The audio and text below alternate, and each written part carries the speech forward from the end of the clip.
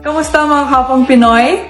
Surprise! Excited na akong imbitahin kayong lahat na manood sa mga laban ko sa Mubadala.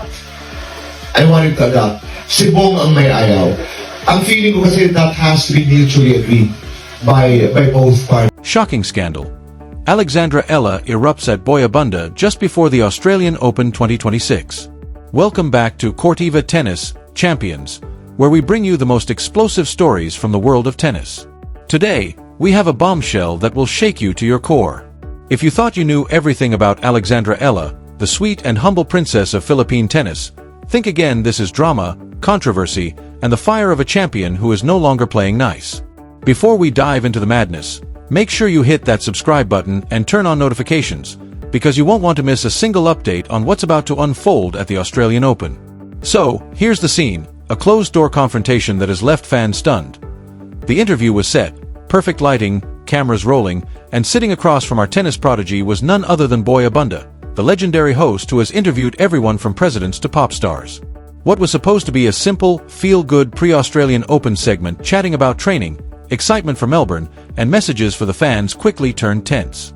Sources inside the studio report that from the moment Alexandra Eala walked in, something was different. Her usual bright smile was replaced by a focused, intense, almost on-edge demeanor, and the crew immediately sensed the thick tension in the air. When the interview began, things spiraled faster than anyone expected. Multiple witnesses reveal that Boy Abunda pressed Alexandra on a long-standing sore spot, her training base, a topic that has shadowed much of her career. Alexandra Eala has spent years training at the prestigious Rafa Nadal Academy in Spain, traveling across Europe and America for tournaments, working with international coaches, and essentially living the life of a global athlete. And rightly so, that's exactly what it takes to become world-class. But not everyone sees it that way. Critics back home have long attacked her, calling her privileged, claiming she's disconnected from local struggles, and even questioning whether she's Filipino enough because she doesn't train in Manila. While absurd, such toxic criticism can wear on anyone, especially someone giving everything to represent their country on the world stage. Apparently, Boy Abunda chose to lean into that narrative during the interview. Though the full unedited footage hasn't surfaced, eyewitnesses describe a jaw-dropping moment. Abunda allegedly leaned forward and, in a dismissive tone, told Alex something like, "Go to rich America and get out of the Philippines." Pause and let that sink in. Imagine dedicating your entire life to making your country proud, sacrificing your childhood, teenage years, and personal relationships, only to be told that. Representing her country on the international stage, only to be told to get out, was the breaking point. Alexandra Eala did not cry, look down, or apologize. Instead, she stood up from her chair and, according to eyewitnesses, unleashed a roar that stunned the entire studio. "Shut up. You don't understand me and you have no right to order me around." Boy Abunda, the seasoned interviewer who has faced the toughest personalities in Philippine entertainment, was left pale and speechless. But Alexandra wasn't finished.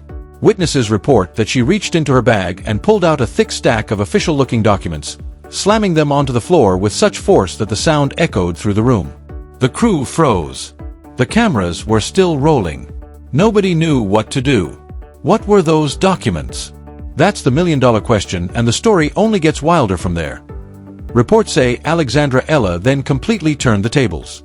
She pointed directly at Boy Abunda and revealed something, a dark secret the host allegedly never wanted exposed.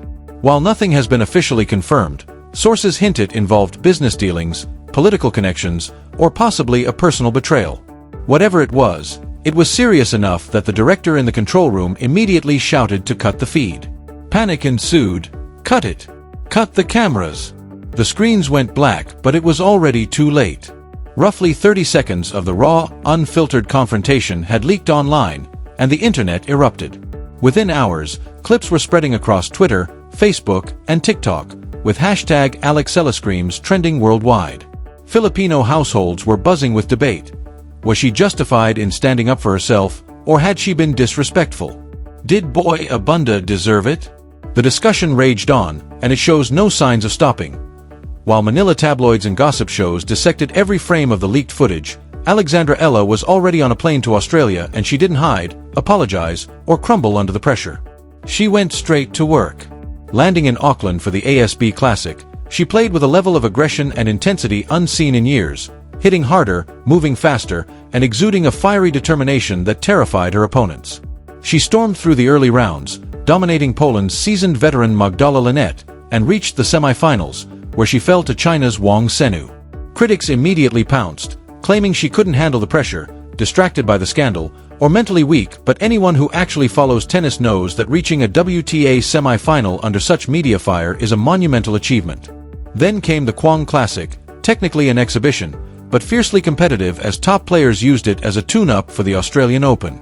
Waiting for Alexandra was Croatia's Donavic, the Wimbledon semi-finalist powerhouse from last year, another massive test of her resilience and skill. Donavic is an absolute nightmare to play against, flat, hard shots with almost no spin that skid through the court at lightning speed. She has beaten top 10 players and gone deep in major tournaments. But Alexandra Eala didn't just compete, she dominated. On a sun-drenched Friday afternoon in Melbourne, Alex was crowned champion of the Kwang Classic, lifting the Yvonne Goolagong Key Trophy with pure, ice-cold confidence. This wasn't the same girl who had screamed at Boy Abunda weeks earlier. This was a champion. During the post-tournament press conference, she was asked about the chaos leading up to the event, the travel, the media storm, and the controversy. Her response was measured and perfect. It's great for confidence. Getting matches always helps before the slams. So, yeah, I'm confident with how I'm playing. It doesn't mean the matches won't be tough here. I'm ready for anything. Did you catch that? Ready for anything. That doesn't sound like someone rattled or breaking down under pressure. It sounds like a woman who has found her edge, ignited her fire, and is prepared to take on the highest level of competition. With that, the stage is set, the drama is behind her, and the Australian Open awaits. Theoretically, the drama is behind Alexandra Eala, but let's be honest, this story is far from over. The Kwang Classic trophy is in her bag, and she has arrived at Melbourne Park for the 2026 Australian Open. This is a monumental moment. For the first time in her career, she has direct entry into the main draw of a Grand Slam. No more grueling qualifiers, no more backcourt matches against unknowns, she belongs here. And the draw is fascinating. On Monday, January 19th, Alex will step onto the court for her first-round match against American powerhouse Alicia Parks. On paper, the matchup seems straightforward. Alex is ranked a career-high 49th in the world, while Parks sits at number 100. But anyone who knows Alicia Parks understands this will be a battle. Rankings don't tell the whole story. Parks is a fierce competitor, capable of turning any match into a war. Alicia Parks is one of the most dangerous floaters in women's tennis. When she's off, she can miss the court by 10 feet or double fault repeatedly. But when she's locked in, she is completely unplayable. Parks possesses one of the biggest serves in the women's game, Venus Williams territory, and even shares the record for the fastest serve in US Open history with Venus, firing aces over 120 miles per hour that are gone before you can react. In 2023, she dominated the Lyon Open, and at the 2024 Australian Open, she stormed to the third round, defeating players like Leah Fernandez and Sarah Bijlak before only being stopped by Coco Gauff. Hard courts are her playground, and right now, she's hungry, aiming to climb back up the rankings. She sees Alexandra Eala, a 20-year-old more known for her clay court game, as a potential stepping stone. So how does Alex win? How does she channel all the fire, anger, and emotion from the Boy Abunda confrontation into a victory? The keys are clear, but executing them against a player of Parks' caliber will require absolute focus, precision, and composure. Winning against Alicia Parks will be incredibly difficult, and Alexandra Eala cannot afford to be passive on the return of serve. Parks will be firing missiles, serve after serve, at speeds that most players can't handle. Alex must use every advantage she has, and her left-handed forehand is a major weapon. Being a lefty gives her natural angles that right-handed players struggle with, and her cross-court forehand can be particularly devastating. If she can consistently pull Parks wide to her backhand, she can create openings and dictate rallies. Parks thrives on short points, big serve, big forehand, point over, but her consistency falters in long rallies. If Alex can neutralize the serve, extend the points beyond 4 or 5 shots, and force Parks to construct points, errors will come. The second key is mental toughness. Alex has the technical skills, she's beaten top players, won titles, but now it's a question of whether she has the mental fortitude to handle the intensity of the moment and channel the fire from the Boy Abunda controversy into peak performance on the court. The pressure of the moment is enormous. We've seen Alexandra Eala scream at one of the most powerful media figures in the Philippines that shows fire, determination, and that she won't be pushed around. But on a tennis court, fire can either fuel you or burn you. If Alicia Parks starts the match with 3 aces in a row, how will Alex respond? Will she let frustration take over, smash her racket, or let doubt creep in, or will she take a deep breath, reset, and trust her game plan? This is where those mysterious documents from the Boy Abunda interview come back into the story. Multiple unconfirmed sources suggest that the stack of papers Alex slammed on the floor contained her complete training logs, medical records, and detailed accounts of every injury, every flight, and every lonely night spent grinding through ITF tournaments across Tunisia, France, and Romania, often with no spectators and no prize money, just fighting to climb the rankings one spot at a time. Boy Abunda called her privileged and told her to go to rich America. She didn't just respond with words, she pulled out the receipts, showing him, and the world, exactly what it cost her to get to where she is today. Alexandra Eala didn't get here because of money or connections. She got here by outworking everyone, sacrificing more than most people can imagine. When she walks onto the court on Monday against Alicia Parks, she's not just playing for a spot in the second round, she's playing to prove a point to everyone back home who has ever doubted her, questioned her commitment, or suggested she isn't Filipino enough. Zooming out, this Australian Open represents something truly special for Alex. At just 20 years old, she's already ranked in the top 50 in one of the most competitive sports on the planet, a feat most people haven't even dreamed of achieving at that age. But the journey hasn't been easy. We watched her dominate as a junior, winning the US Open junior title and announcing herself as a future star. Then came the grueling ITF circuit, playing in obscure cities in front of tiny crowds, fighting for ranking points that barely moved the needle. She crashed out of Australian Open qualifying 3 years in a row, 2023, 2024, 2025, each time facing the same questions. Is she good enough? Can she handle the pressure? Will she ever break through? Then everything changed in 2025, with a historic Miami Open run where she reached the semifinals and beat a top 5 player, proving she belonged at the highest level. She finally broke through at the US Open, winning her first-round match against Claratson, showing she could perform on the Grand Slam stage. Now, in January 2026, she's top 50 in the world, freshly crowned Kwong Classic champion, riding momentum, brimming with confidence, and armed with something to prove. If she beats Alicia Parks on Monday, the draw could open wide for her. And the nation will be watching every shot. Tennis fans in the Philippines, all 110 million of them, will be rallying behind Alexandra Eala.